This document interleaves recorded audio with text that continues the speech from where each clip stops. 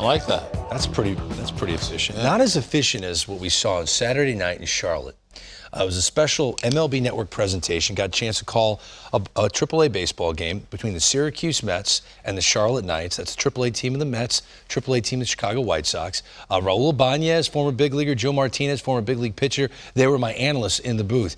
And there's a lot of prospect excitement. Francisco Alvarez, the #1 prospect in baseball, catching prospect for the Mets. Good to see him take BP and stuff.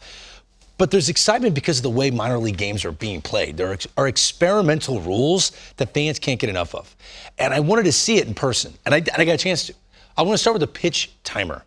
This thing is fascinating. 30 seconds in between batters, 14 seconds in between pitches when there's no one on base, 19 seconds in between pitches when there are people on base. And if you're too tardy to start your motion, which is how they reset the clock, not letting go of the baseball. Once you start your motion, if you're tardy, it's an automatic ball. We saw 4 violations in this game on Saturday night.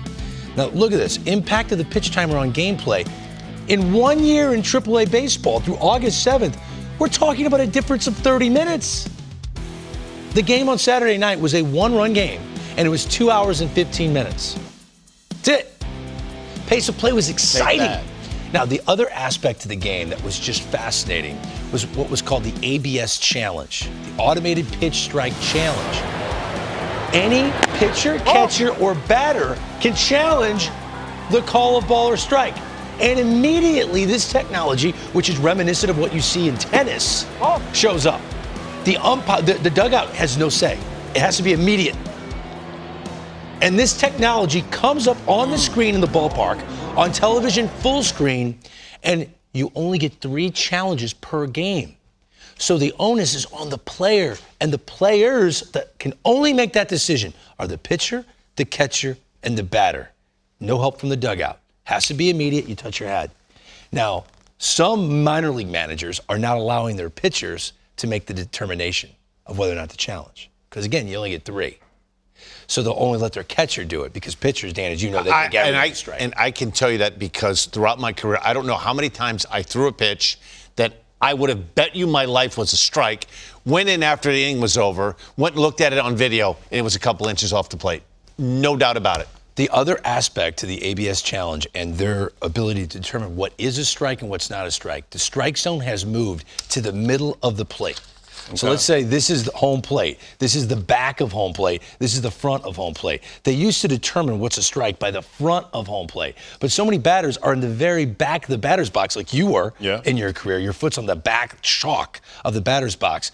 So that breaking ball from Clayton Kershaw, that big overhand breaking ball, was low by the time it got back to you. So you were upset about that. Right. That pitch is low. So now they've moved it to the middle of home plate to determine whether or not it's a strike or not. How interesting is that? Well, that's very interesting. Because I think now you have to, as a hitter, change your approach, right? You have to look up, right? You have to look up in the zone. And that's something that sort of will make you probably move up in the box. You would be sort of even with the plate.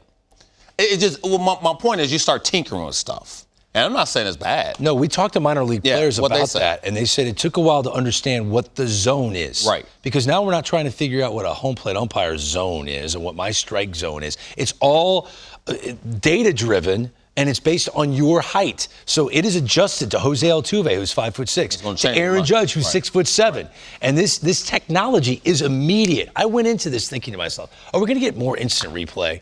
So you're going to complain about a ball being called. You're a pitcher. No, that's a strike. And we're going to watch a home plate umpire walk over and put on a headset and go communicate with someone who's looking at instant replay. That was not the case at all. This was an immediate turnaround, an immediate technology that was determining whether or not the call stands or it's overturned. It was exciting to watch. Yeah. The pace of play was dramatic. What they've noticed in AAA, because the pace is so quick, velocity isn't through the roof. Strikeouts are down. The ball's in play more. Batters are swinging at the first pitch more than they've seen. It was a completely different style of baseball. I think I would love that. You should go check it out. It's fun. I would love it. I would love it for the simple fact that I'm all about action. I'm all about being aggressive. I'm all about ambush, and that's all I talk about. I talked about, when you have guys in certain situations, if I know a pitcher is on the mound, I'm staying competitive all the time. I'm not thinking about anything. It's going to keep me from thinking. That's the one thing you want your players not to do a lot, is think. So from the on-deck circle, I've eliminated the whole thought process of anything because I already have it, ready to go. And once you get into the game, it's like boom, boom, boom. We're playing. We're moving. It keeps you moving. Yeah, I think you we're look at all looking for the pace of play to be sped up. Especially when we're in the outfield as a defense. Oh, I'm on my toes. We saw terrific defensive plays. Yeah. We saw home runs. It was a one-run game. It was a tight game. Closer's first pitch was 98, but the pace stays the same for him, too.